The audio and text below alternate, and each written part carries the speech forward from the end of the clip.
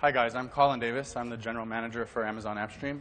With me I have Ian Vogel and Forrest Trept. They make games here at Amazon. Today we're going to talk about three things. First, I'm going to give you a high-level overview of what AppStream is, how it works, and why we think it'll help you make awesome games. And then Forrest and Ian are going to come up, and they're going to give you a demo of a prototype that we built that highlights one of the use cases that we're the most excited about when it comes to AppStream. And third, kind of along the way, they're going to show you a little code, show you some architecture decisions that they made, and give you an explanation of how they built this prototype that we're going to show you. Before I get started, a quick question for the audience. How many of you have played a game that was streamed online? Imagine a good number of you. So the reason I ask that question is because I want to highlight that Amazon AppStream is not what you might think of when you think of a traditional game streaming service. In fact, we don't even have a back catalog of games. We don't have a direct relationship or a subscription service with your players. Instead, we've used AWS to build a platform that enables you guys to use streaming as a technology in a way that is most relevant for your games and in a way that will help you to build your games however you want. You stream all of your game or part of it. Now, the way AppStream works is you take your game, you deploy that game to a Windows server running within the Amazon cloud, and as it's running, we capture the output of that game. And we stream that, encode it as video. We stream that video to your players' devices. And your players' devices, as they're interacting with it, their input is sent back up to the game that's running in the cloud so that the experience that they feel as if it's a native, locally playing game. Now, you might ask, why would you want to do that? We've talked to lots of customers. We've talked to customers for AppStream in CAD developers, movie studios. We've talked to even financial services and oil companies. But of course, we talk to game developers, and particularly with game developers, we hear a lot about the trade-offs that you have to make when it comes to choosing which hardware your games will work on. You can optimize for high-end PCs or consoles, or try to reach more users on lower-end, more cost-effective, lower-powered tablets or mobile devices or laptops. And it's a tough trade-off for you. And even more, when we talk to some game designers like Ian and others, they lament the fact that they've got this cool experience, this experience that they want to go build, but when their engineers try to build it, they run into a wall when it comes to hardware constraints. Compute power, storage, download size, something. And so what we thought was, let's use the AWS cloud, the scale of that cloud, and let's build a mechanism to let developers offload some of their compute power to the cloud so they can deliver experiences to any device and any customer. So because it's a flexible platform, Amazon AppStream lets you become free from hardware constraints. It lets you reach more users on more devices and still provide that same compelling experience. And it lets you do that in a way that makes the most sense for your game and your experience. We'll talk a little bit more about that. What that means is you can stream part of or all of your game. An analogy that we like to use is it's kind of like running your game on the laser pointers right there, on a computer in the cloud, a really powerful computer that we call the G2 instance. Within EC2, within the AWS compute cloud, we have different instance types. We have instance types that are optimized for databases.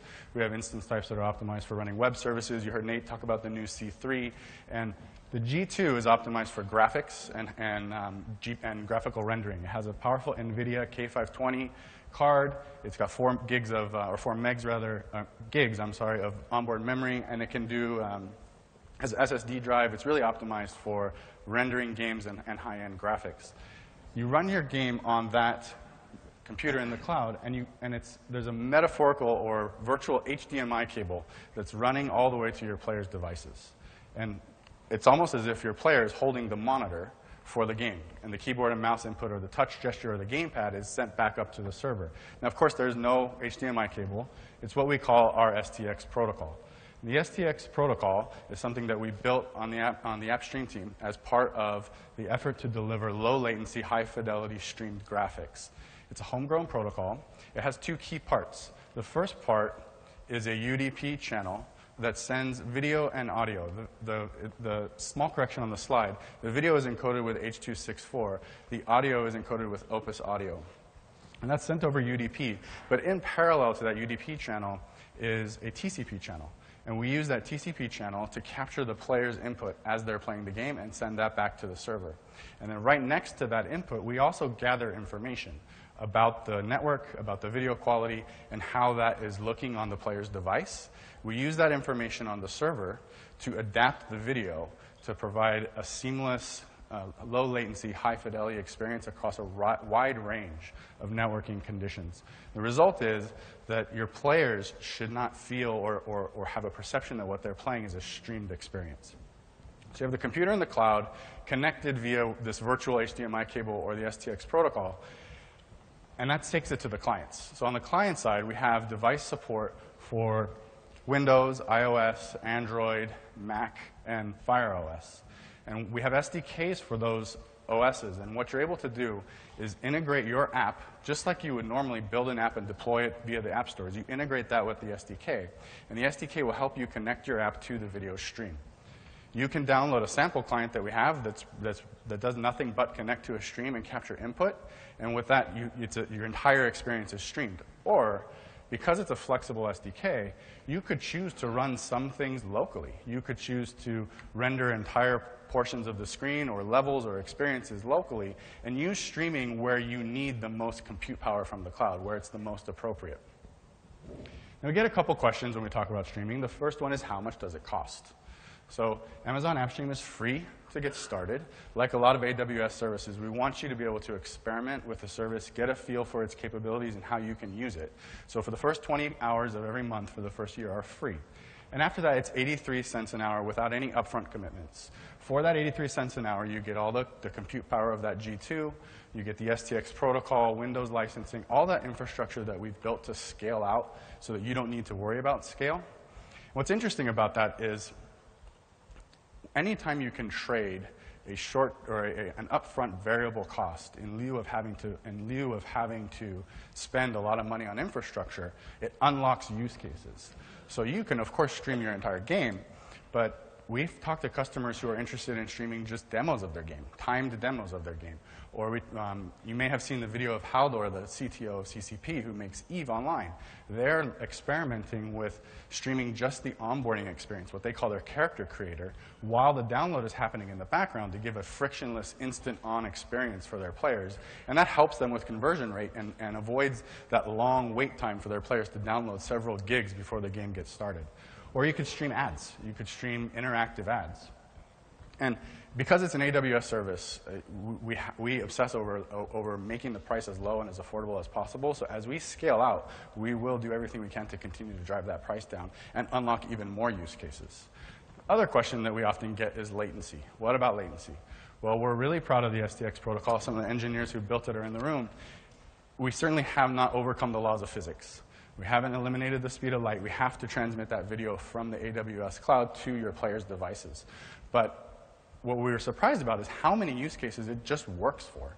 It works really well. I found myself getting lost in a game, forgetting that it's streamed, just because it works. But then we challenged ourselves, which use cases will it not work for? And we thought, well, it probably won't work for high twitch, first-person shooter, or maybe a fighting game. And as we thought more and more about that, and we talked to more customers about the flexible SDK, we challenged even that assumption and asked ourselves, is there a way that developers building those games could still use AppStream in a way that would augment the game experience?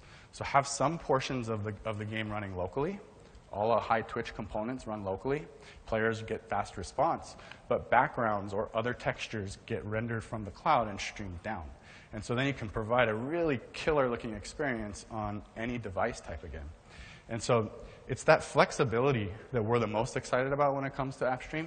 And as we talk to more and more customers, we hear new use cases. And you get all these advantages with it. And that particular one, when we launched, we talked to our game developers, and we asked them, go kick the tires with this, play with it, see what you can really do with it. And so I'm going to bring up Ian and Forrest, and they're going to walk you through just that example. Colin? Thank you, Colin. His challenge came at a perfect time for us. We were researching tech across Amazon. We were trying to think of all these ideas we had, and we wanted to do something that had never been seen on a tablet before.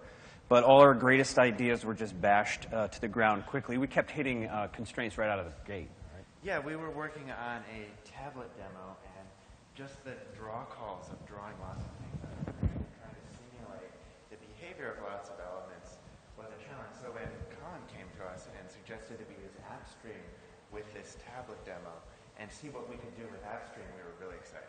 Right. So let me tell you one of the ideas that got us most excited. Now, first of all, we wanted to use the G2 server to do all the heavy lifting that we could possibly have it do, and that was really rising to Colin's challenge. But let me share with you the idea that got us most excited. It was this notion of a scale and a density of enemies that you've never seen before on tablet. Not only have you not seen it, it's actually physically impossible. And what I'll describe here is the game idea. It's a very simple touch input for firing a catapult, true to the tablet patterns. But over here, you'll see a whole bunch of enemies. And this was just the idea phase. We were like, let's go for this. I mean, we're geeks. Half of us were really excited about playing Lord of the Rings. And we had half the team screaming, we want to play Helm's Deep.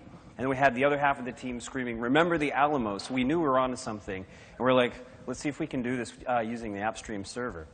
So very quickly, we were able to deploy to the server and see exactly what it could do. And this is almost a day in the life of the first couple of weeks of the prototype that we were looking at. So this is just using stock art. Within a couple of days, we had 800 or so characters streaming directly down from the server to our game team. 1,000 units here. All of a sudden, the art team started hooting and hollering, and our text artists were like dumping more stuff on the screen. Tanks, huge views. Here we're up to 2,600 units right now, all fully animating. And then we thought, well, let's just blow it up, and there we go. So the best part of this was that this was all really, really fast for us to get up and running in the tech on the server, but it didn't take the whole team to do this very long, right? Yeah, this was just really a technical artist and an engineer seeing how much they could do and trying to create this kind of quantity and to see what that feels like and to prove that it would work. Right. So this was just step one, and we'll show you the other two steps as we go forward. But let's talk about how we got it running on the server. Yeah, so here, these are the steps that we followed in developing our demo. And the first step was to build prototypes. And we showed you what it looked like to do a rendering prototype. But we actually had 3 tiny teams, each working independently. The first team built the rendering prototype. The second team explored what we could do with behaviors, so lots of AIs moving around a battlefield and simulating. And the third prototype was just how would you aim a catapult with touch and fire at a bunch of targets. So we developed those prototypes using all of our standard tools on PCs just on our desktops. And in the second step, we wanted to see how would that run in the cloud. Because AppStream was new for us as well, and we thought, what is this new platform? And we used a G2 extra large instance, and we took all of our prototypes there and ran them, and they ran just beautifully. And at that point, we knew that the technology was going to work to build this demo. So we proceeded to the third step, which was to integrate AppStream and the AppStream SDK with our game engine so that as it renders, it would stream out the video. And that was actually quite easy to do. And in fact, while one of our engineers was waiting for these first 2 prototypes to finish, he actually completed that and surprised us that the game engine was already rendering a spinning cube. And then we were able to take those prototypes, which also ran on that same game engine, and just drop them in, and they worked, and our game was streaming. So at that point, we had this demo that was working, and we wanted to take it a little bit farther. So we had kind of some toy demos. We wanted to make them prettier. And we also wanted to see what we could do with the idea of hybrid rendering. So blending some computation in the cloud with some computation taking place on the tablet. So we wanted to take the demo further and show what would happen when we did that. And we'll talk more about that later. And you can follow these same 4 steps with your teams and get up and running very quickly on AppStream.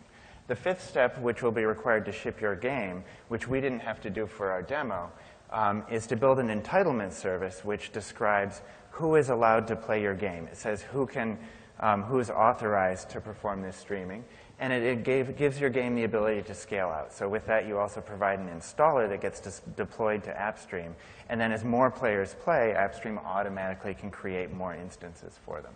So 5 steps to get up and running on AppStream. Okay.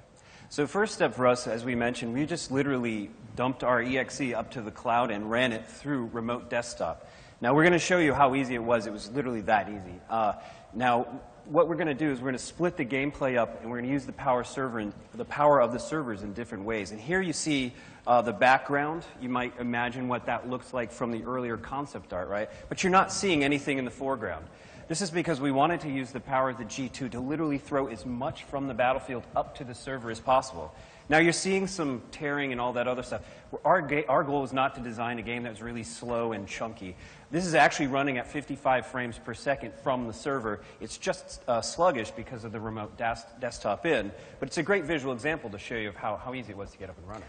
Yeah, we wanted to show this because the computer you're using is just a PC in the cloud. So you can copy executables there. You can run all the tools that you would run to debug or profile, and get going really easily because it's a very familiar platform to you, and all of your tools are ready to go. Right.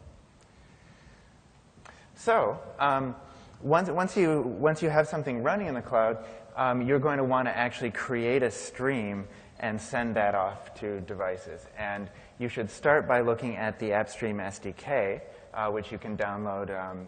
It's publicly available. And take a look at the DirectX server sample. And you'll see that the samples and lots of APIs start with XSTX. And if you recall, STX stands for the Streaming Experience Protocol. So when you're integrating with your game engine, you'll perform some initialization and cleanup. Then you'll push frames as you render them to the app stream to be encoded. And then you'll handle input coming back from the client device. So if the player is touching the screen or typing keys, those all get sent up to the server where you can process their input. And optionally, you can provide an audio stream. And for our game demo, we didn't worry about that because our standard PC tools play out the sound driver on Windows, and AppStream will automatically capture that. So if you want, you can provide your own audio stream, or you can just let AppStream handle it. So this shows you how to push frames to AppStream. And this is a code snippet that you can put right into your render loop. So as your game engine renders each frame, that frame is sitting in the back buffer ready to be presented to the screen. But there's no monitor on a G2 instance running in the cloud. So instead what you'll do is copy that back buffer into a staging buffer, map that staging buffer into memory, and then call post-new RGBA frame, which is in the SDK sample and is a nice function ready to go that just takes those bits that you've rendered, and it handles all the encoding and the streaming for you. And then you unmap memory. And so once you've dropped this into your render loop, you are now streaming video via the cloud. The other half is to process the input coming back from the user's device. Here we have just a very simple example. Whenever input is received, AppStream will call into your onInput function, your callback function that you provide. And in this example code, we're detecting a keyboard event. If we see a keyboard event, if it's a key down event, then we call the process key function. And your game engine will have a function similar to this, where you hand it the virtual key code, and it's now processing that key. And there are very simple similar things for handling touch or mouse input. That works pretty much the same way. So after you've done that, you now have a game engine that is streaming from the cloud. So you've seen the background that we threw up to the server, and that took us, again, a very short amount of time. What we wanted to show you is what we're doing locally on the device. Now, our lovely assistant, Ryan, up here, will be showing us how to do this. You note the responsiveness and everything happening on the local client, but as soon as that Fire input is activated, nothing happens. That is because literally everything else that you will see in the demo is coming directly from the servers. And this allowed us to really just use the AppStream to just download as much of the heavy lifting as we could possibly do. And we'll show you the other half in just a second. But the analogy, obviously, that we like to use here, it's kind of like a movie green screen. It's not identical to that, but it's similar. Yeah. The pink background you see here is a missing texture, which is the texture that will be streamed from the cloud of the battlefield. So that's where the battlefield will go, and then we're rendering on top of that. Right. So let's show you how we got to the hybrid client and the steps that we took to get that integrated as well. Yeah, so after you've built your server, you're ready to now build a client that connects to the server. Again, there's an example client SDK sample that you should start with. It performs initialization and cleanup. It receives frames coming from the server, loads them into textures, which then can be drawn on the whole screen or part of the screen. and then it sends input or custom messages of your choice back up to the server. Now, this example client is ready to go. All of this is implemented for you. So you could take this and pretty much ship it as your app in an app store, or it could be your executable that you put on Steam or somewhere else. So this is ready to go if you're prepared to just stream everything from the cloud and send input up, which is quite viable. But if you want to take that further, you have all this sample code, and you can start to extend it. You can say, I want to perform some computation locally, some on the server. I want to run maybe some levels or some parts of the game locally. Or I want to render some things on the server and then render on top of those. And that's what we demonstrated with our demo. So to show you how our demo is configured, we have the video and audio stream, which we receive over UDP, but there's also a TCP channel between the cloud server and our tablet client. And over TCP, the server sends the current state of the game. So the health of the player's castle, which we'll draw as a health bar, or other game state that we want to show on top of the screen. It also sends the camera position, which is very important if you want to composite 3D rendering. So each frame, as the server streams video, it tells the client what the position was of the camera, so that as the camera moves, the server and the client can render from the exact same viewpoint.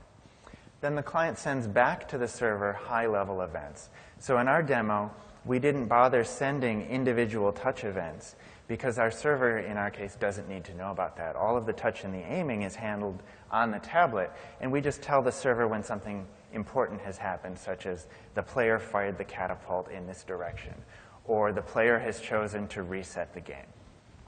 And this is how we've configured our application, but this is very flexible. And so in your case, you may want to structure this communication differently or decide to segment what happens on the server and the client as meets your needs best. So we've shown you the two pieces that we took steps to get to this point. Now this is my favorite part. You guys get to see what it looks like when all of those pieces come together. So we're just going to be quiet, and we're going to let you guys take a look. And we'll talk about what we saw after the demo runs.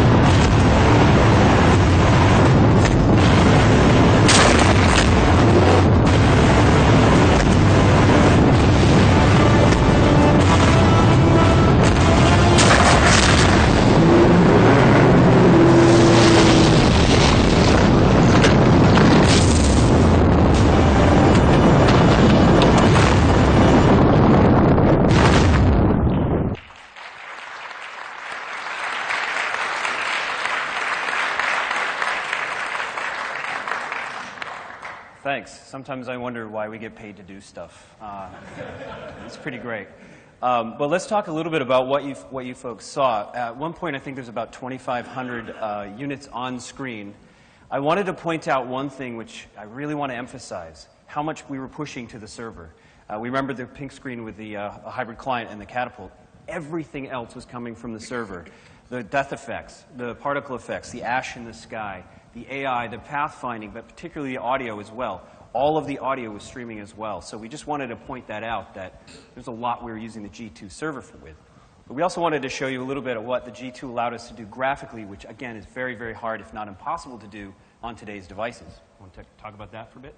Yeah, so we're using high dynamic range rendering, bloom, distortion shaders, tone mapping, global fog, and vignetting effects that just give the certain quality and softness to the game that would not be possible normally on a tablet to render to floating point frame buffers. Using a deferred renderer would be impractical from memory standpoints and bandwidth standpoint, particularly when you take into account just the sheer quantity of stuff that we're drawing in this case. Like, we couldn't achieve this kind of a look on any tablet device. And what's exciting is to get this to low-end devices as well. You don't have to have the latest high-end rig. You can actually run this on a lot of different devices, which is very exciting to me. That means more players, more customers, etc.